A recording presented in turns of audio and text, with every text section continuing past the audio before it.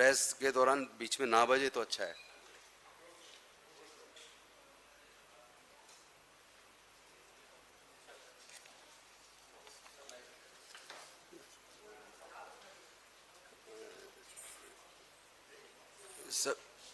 Ready?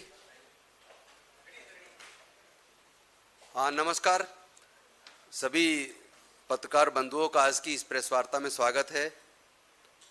आज इस press वार्ता में मेरे साथ राइट साइड में बैठे हैं अजय कुमार लल्लू जी, जो उत्तर प्रदेश के पहले अध्यक्ष रहे हैं और अभी ओडिशा के प्रभारी हैं, और मेरे साथ लेफ्ट में बैठे हैं पूर्व सांसद रवि वर्मा जी, जो लखीमपुर से उत्तर प्रदेश से हैं, वरिष्ठ सांसद हैं। और आज बेहद गंभीर मुद्दों पर मैं आपका ध्यान आकर्षित करना चाहूँगा। जैसा कि आप देख ही रहे हैं कि लगातार बीजेपी शासित राज्यों में दलितों और पिछड़ों के साथ उत्पीड़न की घटनाएं बेहद बढ़ गई हैं, और केवल घटनाएं नहीं बढ़ रही हैं बल्कि कोई भी पॉलिटिकल पार्टी का नेता अगर पीड़ित परिवार को सांत्वना देने भी जाना चाहता है तो उनको रोका जा रहा है, और जो चले जाते हैं तो वहां दबंग जाति के लोग उनके ऊपर पथराव करते, हमला करते हैं। पुलिस मूक दर्शक बनी रहती है और उल्टे पथराव करने वाले लोगों पे सख्त कार्रवाई करने की बजाय, क्योंकि उनको पूर्व सूचना होती है कि भाई प्रतिनिधि मंडल पीड़ित परिवार से मिलने जा रहा है, तो जो पुलिस को पर्याप्त व्यवस्था, सुरक्षा की व्यवस्था करनी चाहिए, वो करने की बजाय पहले दबंग जाति के लोग प्रतिनिधि मंडल के ऊपर पथराव करते हैं और फिर पुलिस उल्टे जो प्रतिनिधि मंडल में लोग जाते हैं उन पे 50 से ज़्यादा लोगों के खिलाफ मुकदमा दर्ज कर देती है।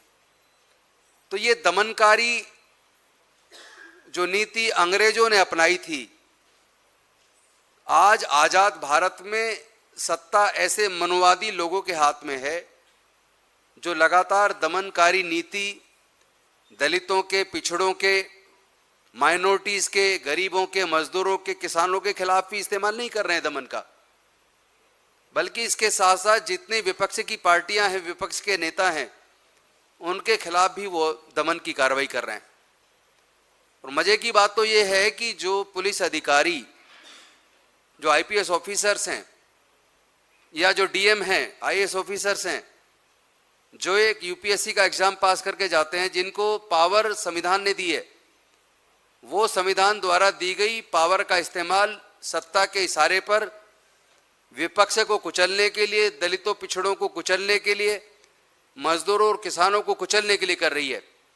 और सबसे शर्म की बात तो ये है कि डीएम साहब ने जो ये घटना घटी अभी गाजीपुर में, एक विश्वकर्मा समाज की बेटी की जिस तरीके से हत्या हुई, उस हत्या में चूंकि राजनीतिक पार्टी के प्रतिनिधि मंडल पीड़ित परिवार को सांत्वना देने के लिए जा रहे हैं, उनको रोकने के लिए गाजीपुर के डीएम साहब ने ये धारा 163 भारतीय न्याय सुरक्षा संहिता, यानी जो पहले धारा 144 सीआरपीसी होती थी, अब उसकी जगह धारा 163 इन्होंने कर दिया। धारा 163 लगाई, और जहां एक तरफ कानून कहता है कि प्रोसिक्यूट्रिक्स की आइडेंटिटी डिस्क्लोज नहीं होनी चाहिए, इस धारा 163 के इस आदेश में ऊपर के पैराग्राफ के अंदर ही प्रोसिक्यूटर की आइडेंटिटी खुद डीएम साहब डिस्क्लोज कर रहे हैं। यानी डीएम साहब कानून को नहीं मानते, उनकी नजर में कानून की और संविधान की कोई वैल्यू नहीं है। जहां एक तरफ कानून कहता है प्रोसिक्यूटिक्स की आइडेंटिटी डिस्क्लोज नहीं होनी चाहिए, वो पहले पैराग्राफ में उसका नाम खोल रहे हैं और उसको पब्लिसाइज करके पब्लिक को बता रहे हैं भाई ये धारा 144 163 लग गई है और यहां पे आप ना आए, इस जिले में एंट्री करोगे तो भी पकड़ लिए जाओगे। तो साथियों, अभी गाजीपुर के साथ साथ हरदोई के अंदर एक कुशवाहा समाज की बेटी का भी हत्या हुई है। और लेटेस्ट अभी कल के अखबार में मैंने पढ़ा, प्रतापगढ़ में उत्तर प्रदेश में एक दलित समाज की बेटी की हत्या करके और उसको पेड़ से लटका दिया। शर्म की बात यह है कि उसके कपड़े अलग निकले पड़े हैं, चप्पल अलग पड़ी है, और अभी तक भी जितनी सख्त कार्रवाई होनी चाहिए इन सारे घटनाक्रमों में, ये प्रतापगढ़ की घटना है, देख लीजिए आप। तो इस तरह लगातार उत्तर प्रदेश में आखिर दबंग जाति के लोग, वो दलित व पिछड़ी जाति की महिलाओं को लगातार उत्पीड़ित कर रहे हैं, उनकी हत्याएं कर रहे हैं, और देखने में तो ये भी आ रहा है कि उनकी पोस्टमार्टम रिपोर्ट में भी दबाव बनाकर उनको भी बदलवाने की कोशिश की जा रही है। तो ये बेहद शर्म की बात है कि जहां एक पार्टी ये कह के आई थी, जो अक्सर 1975 की इमरजेंसी का जिक्र करती थी, उस इमरजेंसी के दौरान इस देश में दलित पिछड़े वर्ग के लोग अपने आप को सुरक्षित महसूस करते थे। आज भारत में केंद्र के इशारे पर, केंद्र के द्वारा अघोषित और बहुत खतरनाक इमरजेंसी लगा दी गई है। कल कांग्रेस का एक प्रतिनिधिमंडल, जिसमें मैं स्वयं था और ओबीसी डिपार्टमेंट के राष्ट्रीय अध्यक्ष भी थे, ओबीसी डिपार्टमेंट से ही सुभाषिनी यादव जी भी थी, नेशनल सेक्रेटरी जितेंद्र बघेल जी भी थे, और हमारे उत्तर प्रदेश के पूर्व अध्यक्ष वे वर्तमान में उड़ीसा के प्रभारी अजय कुमार लल्लू जी भी थे, पूर्व सांसद हमारे रवि वर्मा जी भी थे, अभी प्रेजेंट के राज्यसभा सांसद करमवीर बौद्ध जी भी थे। तो एक प्रतिनिधिमंडल बड़े शांतिपूर्वक तरीके से जैसे ही दिल्ली के एयरपोर्ट पे पहुंचा, दिल्ली के एयरपोर्ट पे कम से कम 8 से 10 पुलिस के अधिकारी लगातार हमारी निगरानी कर रहे थे। जैसे ही हम बनारस पहुंचे तो बनारस एयरपोर्ट पे ही अंदर, जिसमें कई आईपीएस अधिकारी थे और कम से कम 15 पुलिस के अधिकारी अंदर, और गेट पर, एयरपोर्ट के गेट पर बाहर कम से कम 100 से 150 पुलिस के अधिकारी, जिसमें कम से कम 15-20 तो इंस्पेक्टर रैंक के अधिकारी थे। मैं ये पूछना चाहता हूं उत्तर प्रदेश की सरकार से और केंद्र के गृह मंत्री जी से और देश के प्रधानमंत्री जी से, क्या कांग्रेस पार्टी का जो प्रतिनिधिमंडल पीड़ित परिवार से मिलने जा रहा था, क्या हम लोग आतंकवादी हैं? क्या हम लोग दंगाई हैं? जो आपने इतनी बड़ी फोर्स लगा के हमें एयरपोर्ट के अंदर ही डिटेन कर लिया, हमें जाने नहीं दिया। उन्होंने कहा कि भाई वहां पर धारा 163 लगी हुई है, गाजीपुर नहीं जाने देंगे। जब वो अड़े रहे, बिल्कुल नहीं माने, तो हमने कहा भाई ठीक है, हम कानून की इज्जत करते हैं, हम लोग गाजीपुर नहीं जा रहे, तो हमें अब आप बनारस में कांग्रेस कार्यालय में जाने दो। दुख की तो बात यह है कि पुलिस ने हमें कांग्रेस कार्यालय में भी नहीं जाने दिया, और एयरपोर्ट के गेट से जैसे हम बाहर निकले, सैकड़ों पुलिस के अधिकारी और कर्मचारी वहां मौजूद, और जो अपराधियों को, कैदियों को, जो कैदियों को जो पुलिस की वैन लेकर कोर्ट में आती है जेल से, उस वैन में हम लोगों को बिठा के वो बड़ा गांव थाना बनारस लेकर पुलिस गई। पूरे दिन हमें डिटेन करके रखा और शाम को फिर छोड़ा। तो सवाल मैं आज देश के प्रधानमंत्री जी नरेंद्र मोदी जी से, देश के गृह मंत्री अमित शाह जी से और उत्तर प्रदेश के मुख्यमंत्री योगी आदित्यनाथ जी से एक सवाल करना चाहता हूं। वो ये बताएं, क्या आपने उत्तर प्रदेश के अंदर इमरजेंसी लागू कर दी है? क्या कांग्रेस के नेता बनारस एयरपोर्ट से कांग्रेस मुख्यालय भी नहीं जा सकते? अगर आपने लॉ एंड ऑर्डर को, सिचुएशन को ध्यान में रखते हुए अपने डीएम के माध्यम से गाजीपुर में धारा 163 लगा दी, हमने मान ली, लेकिन क्या बनारस के कांग्रेस कार्यालय में भी आप हमें जाने से रोककर हमें गिरफ्तार कर लोगे? ये कौन सा कानून का शासन है? कौन से संविधान में लिखा है? आपने तो हमारे फंडामेंटल राइट का वायलेशन किया है। मैं आपसे मांग करता हूं कि पुलिस के उन अधिकारियों के और डीएम्स के खिलाफ आप मुकदमा दर्ज करें जिन्होंने हमारे फंडामेंटल राइट का वायलेशन किया और हमें कांग्रेस मुख्यालय जाने से रोककर गिरफ्तार करके कैदियों की वैन में लेके हमें वो थाना लेकर गए। और दूसरा, एक घटना नहीं है, एक ये घटना देखिए आप, ये राजस्थान की घटना है। राजस्थान के अंदर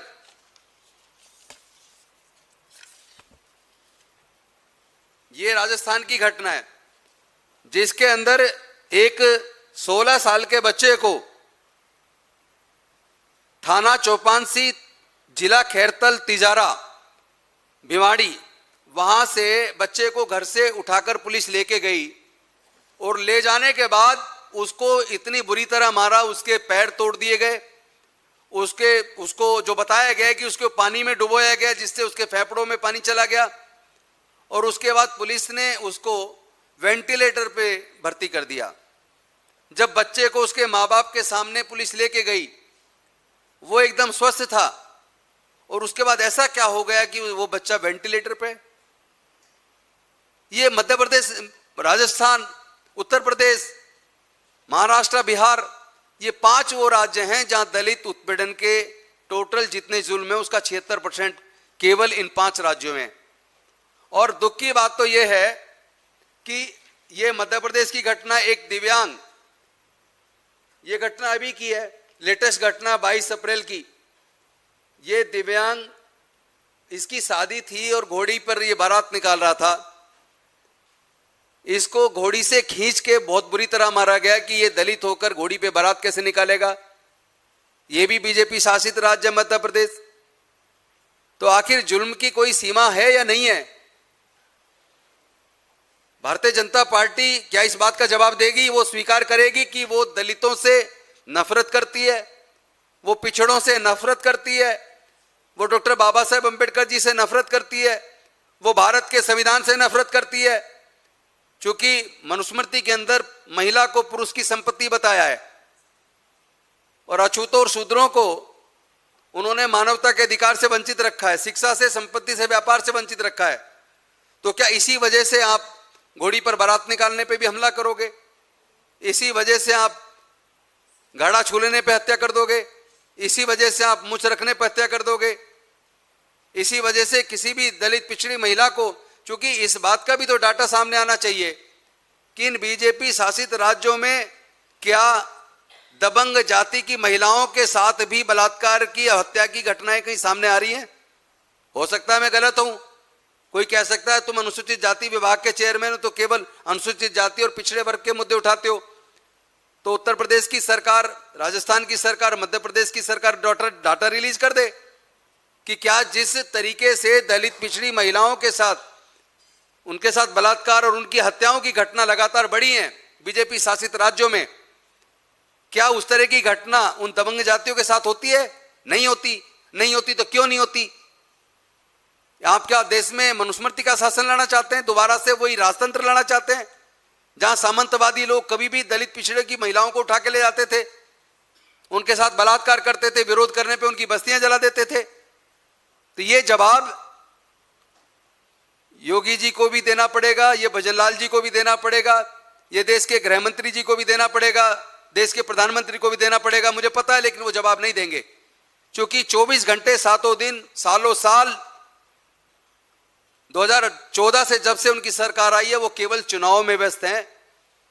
मीडिया को मैनेज करना, जुडिशरी को मैनेज करना, अधिकारियों को मैनेज करना, जांच एजेंसी को मैनेज करना, विपक्ष को कुचलना और फिर चुनाव में 24 घंटे लगे रहना। यही केवल चुनाव तक भारतीय जनता पार्टी का काम केवल और केवल चुनाव लड़ना है।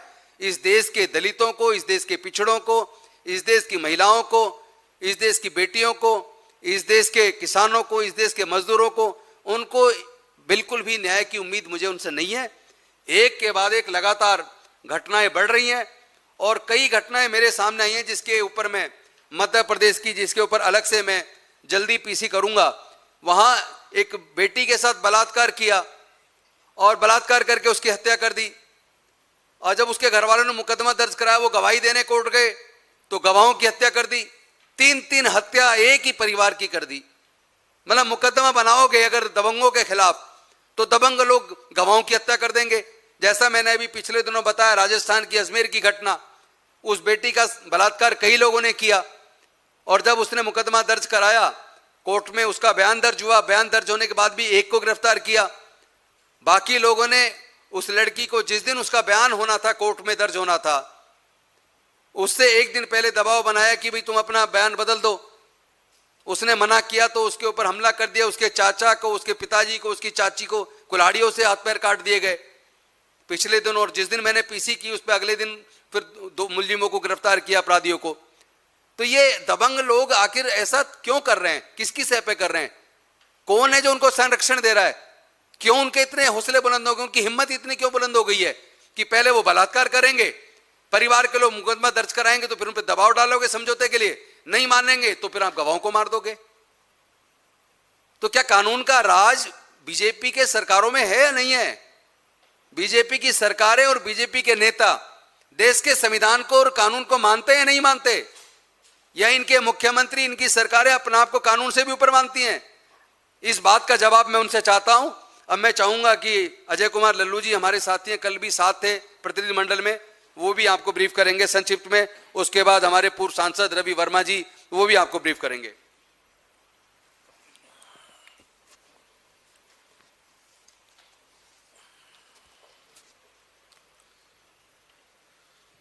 आज के इस महत्वपूर्ण प्रेस वार्ता में उपस्थित एससी विभाग के चेयरमैन, पूर्व मंत्री दिल्ली सरकार श्री राजेंद्र पाल जी, पूर्व सांसद उत्तर प्रदेश कांग्रेस के सदस्य आदरणीय श्री रवि वर्मा जी, उपस्थित प्रेस और मीडिया के साथियों, मित्रों, उत्तर प्रदेश में जंगल राज है, कानून का राज समाप्त हो गया है। गाजीपुर की घटना इस बात का द्योतक है कि एक अति पिछड़े समाज की बेटी, विश्वकर्मा समाज की बेटी के साथ घटना होती है, परिवार के लोग तहरीर देते हैं। 14 तारीख की घटना और 18 तारीख को मुकदमा पंजीकृत किया जाता है। जो लोग उत्पात करते हैं, घटना में शामिल होते हैं, उनके खिलाफ पुलिस कार्रवाई नहीं करती। कल हमारा प्रतिनिधिमंडल आदरणीय अनिल जैन जी के नेतृत्व में जब गाजीपुर उस परिवार से मिलने जा रहा था, हमें बाबतपुर एयरपोर्ट पर रोक लिया गया, वार्ता की गई। वार्ता के बाद पुनः जब हम वहां से निकले गाजीपुर जाने के लिए तो हमें गिरफ्तार कर लिया गया और लगभग 6 घंटे तक बड़ा गांव थाने बनारस में हम सब लोगों को बैठाया गया और भारी सुरक्षा के बीच में लाकर पुनः एयरपोर्ट, जब तक हम प्लेन में बैठ नहीं गए तब तक सुरक्षा वहां डटी रही कि पुनः ये लोग वहां न चले जाएं। आखिर क्या छुपा रहे हैं? क्यों नहीं परिवार से मिलने देना चाहते? क्या इस प्रदेश में, उत्तर प्रदेश में न्याय व्यवस्था है? किसी परिजनों से मिलकर संवेदना व्यक्त करना, उनके आंसू पोंछना, उनके दुख में खड़ा होना, यही तो कांग्रेस पार्टी की अपनी पहचान है। और हमारे नेता आदरणीय राहुल गांधी जी लगातार इस बात को कहते हैं, न्याय की लड़ाई लड़ो, सत्य की लड़ाई रहो, शोषित पीड़ित लोगों के न्याय के लिए संघर्ष करो। अगर हम उस परिवार में जाना चाहते थे तो सरकार ने हमें रोका क्यों? एक सबसे बड़ा सवाल है। प्रतापगढ़ में एक 18 वर्ष की बेटी के साथ बलात्कार किया जाता है, उसे पेड़ में टांग दिया जाता है। हरदोई की घटना जहां एक 45 वर्ष औरत के साथ घटना होता है और उसको मार दिया जाता है। उत्तर प्रदेश का आलम यह है कि 1 साल का अगर एनसीआरबी का डाटा उठाएंगे तो 65,000 महिलाओं के ऊपर घटनाएं दर्ज हैं। महिलाओं की घटनाओं का मामला 65,000 थाने में दर्ज है। 1 महीने में अगर देखेंगे तो 5500 और अगर घंटे में देखेंगे तो प्रति घंटे 8 महिलाओं के ऊपर उत्पीड़न हो रहा है। ये उस उत्तर प्रदेश की पहचान है। मेरठ में 50 साल की एक दलित महिला को, एक बेटी को बचाने में मार दिया जाता है। कानपुर में 14 साल की लड़की को किडनैप करके गैंग रेप किया जाता है। बुलंदशहर में 6 साल की बच्ची को रेप करके मार दिया जाता है। फर्रुखाबाद में 8 साल की माइनर लड़की का रेप किया जाता है। और गोरखपुर जो मुख्यमंत्री का शहर है, 13 साल की बच्ची का किडनैप होता है और गैंगरेप किया जाता है। ये केवल कुछ घटनाएं मैं आपके समक्ष रख रहा हूं। उत्तर प्रदेश के मुख्यमंत्री दूसरे प्रदेशों में जाकर लगातार फिल्मी डायलॉग मारते हैं, अपराधियों की जगह जेल में है। अगर अपराधी उत्तर प्रदेश में कहीं भी देखा जाएगा तो उसके खिलाफ कार्रवाई की जाएगी। मैं पूछना चाहता हूं, ये कौन सी कार्रवाई है? खुलेआम बेटियों के साथ इस तरह की घटना हो रही है और आप मुख्य दर्शक बने हुए हैं। अभी महिला बिल को लेकर अलग अलग राज्यों में बीजेपी की सरकार सत्र बुला रही है और सत्र में नारी वंदना नाम दिया है उन्होंने। उत्तर प्रदेश में भी अभी 30 तारीख से सत्र चलने वाला है। क्या मुख्यमंत्री जी इस तरह के गंभीर विषयों पर चर्चा करेंगे? केवल आरक्षण एक दिखावा है, ढोंग है, देश को प्रदेश को गुमराह करने की साजिश है। उनकी मंशा महिलाओं के प्रति सम्मान की कभी रही नहीं।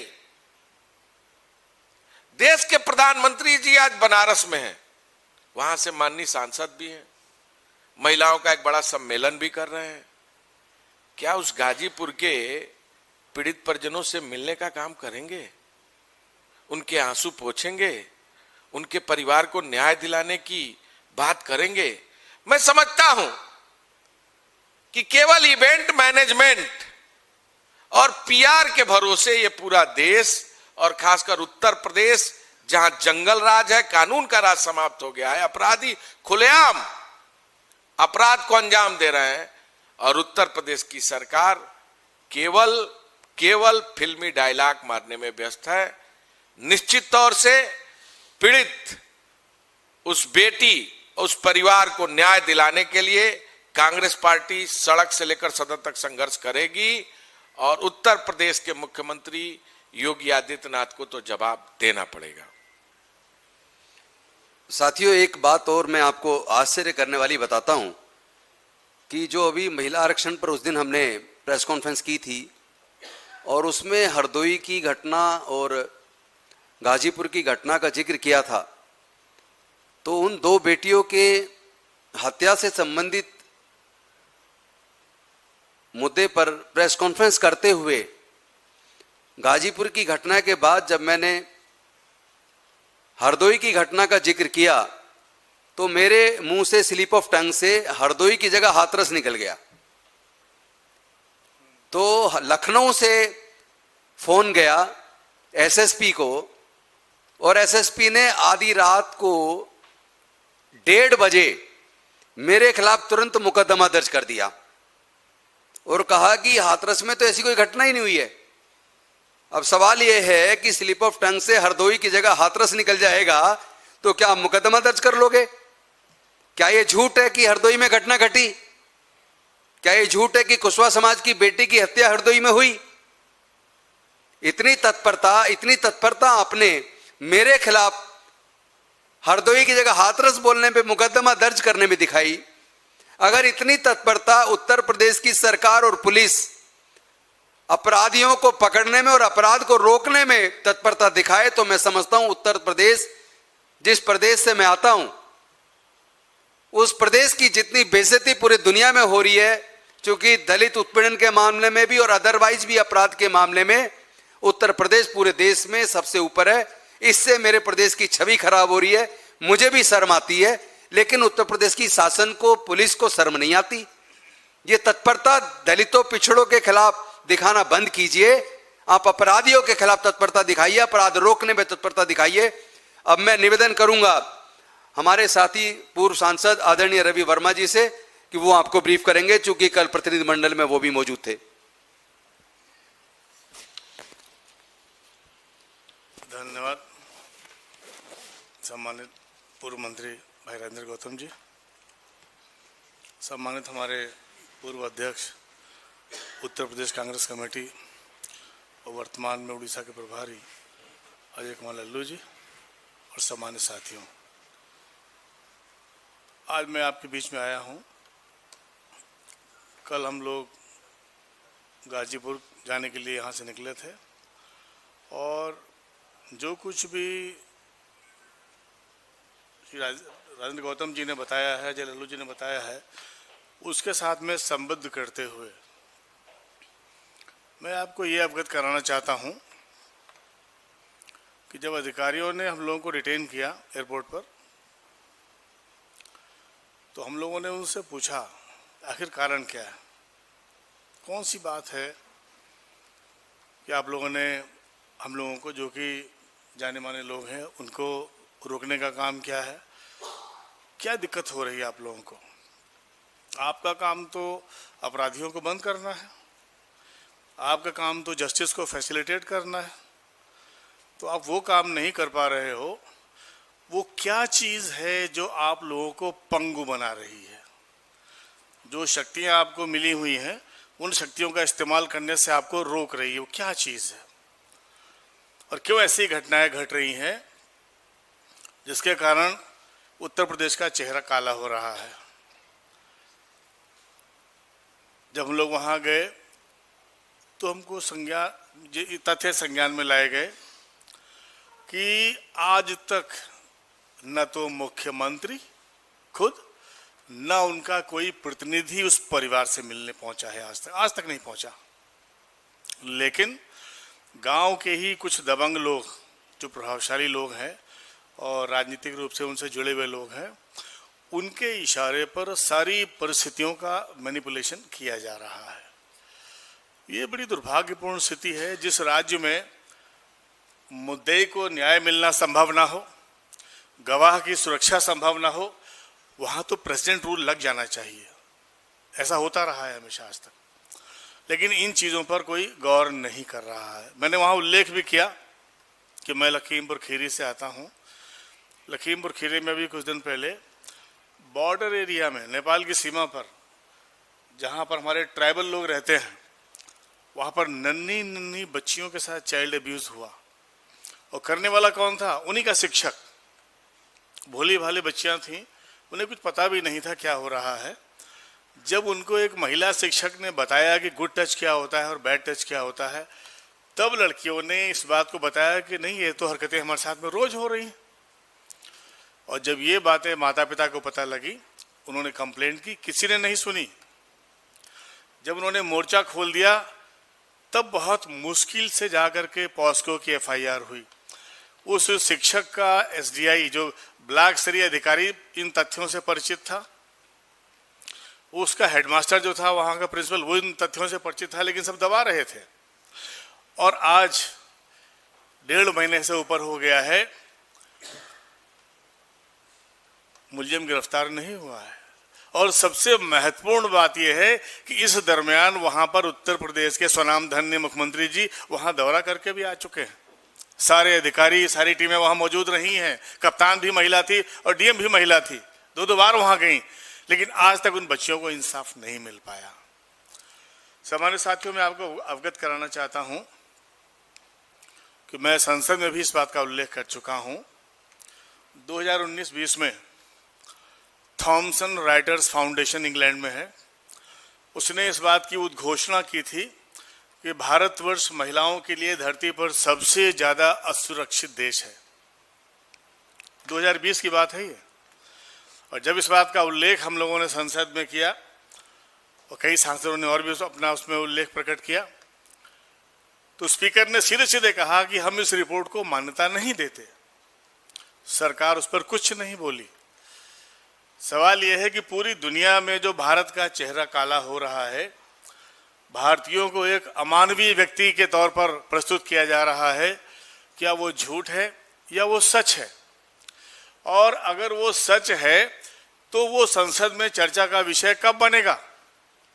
वो सच है तो हिंदुस्तान की बेटियों को, जिनके लिए बार बार कहा जा रहा है कि बेटी बचाओ बेटी पढ़ाओ, उनके साथ में साल भर में, जैसा कि अभी गौतम जी ने बताया, कि 65,000 से भी ज्यादा मामले दर्ज हुए हैं जो महिला उत्पीड़न के या महिला एट्रोसिटीज के मामले थे। मुझे लगता है समथिंग इज वेरी सीरियस। ये जो बीजेपी का जो विचार दर्शन है, इसने हिंदुस्तान के सारे विमर्श को अतीत की ओर मोड़ दिया है। ये लोकतंत्र है और 135-40 करोड़ की आबादी हो चुकी है, जिसमें 75% से भी ज्यादा बल्कि 85% आबादी सिर्फ नौजवानों की है, लड़के लड़कियां सभी। तो इस देश के जो भी विमर्श हैं उनकी दिशा भविष्य होनी चाहिए। तो कल को हमारे बच्चे बड़े हो रहे हैं, ये जब तक बड़े होंगे तब तक क्या हिंदुस्तान में लोकतंत्र कायम रह पाएगा? क्या ये न्याय दिलाने की प्रणालियां कायम रह पाएंगी? लोगों को इंसाफ और बराबरी दिलाने की ये प्रणालियां कायम रह पाएंगी? आज सवाल इस चीज के ऊपर है। और ये सवाल जब हम सरकारों से पूछ रहे हैं तो सरकारें मौन हो जा रही हैं या ऊट पटांग आंकड़े सामने रख रही हैं। आज हम पत्रकार बंधुओं के माध्यम से ये सवाल हिंदुस्तान की हुकूमतों के सामने और जनता के सामने भी रखना चाहते हैं कि जिन परिस्थितियों में आज हमारी बेटियां, हमारी लड़कियां बढ़ रही हैं, आगे बढ़ रही हैं, आने वाले कल में क्या ये हिंदुस्तान उनके लायक रह पाएगा या यहाँ भी मध्ययुगीन मानसिकता के लोग, जो लोग मध्य युग में जीते थे और काम करते थे, वो लोग वही दुर्दशा करेंगे लोगों की, गरीबों की, लाचारों की, मजबूरों की और महिलाओं की, जो हमेशा से करते आ रहे हैं। सरकारों को इस बात का जवाब देना चाहिए और हिंदुस्तान की जनता को उनसे सवाल करना चाहिए। मैं अपने सभी साथियों के साथ संबद्ध करते हुए ये कहना चाहता हूं कि जो वर्तमान हिंदुत्व है, जिसकी सबसे पहली शिकार हमारी बेटियां हो रही हैं, पिछड़ी जात के लोग हो रहे हैं, लाचार कमजोर हो रहे हैं, सामंती मानसिकता को बढ़ाने का काम किया जा रहा है। तो लोकतंत्र और सामंती मानसिकता दोनों साथ साथ कैसे चल पाएंगी, इस बात का हमको जवाब चाहिए। मुझे आशा है कि आप लोगों के सहयोग से ये जवाब सरकार देगी। धन्यवाद। धन्यवाद साथियों। अब आप सवाल अगर कोई पूछना चाहें तो पूछ सकते हैं। Thank you.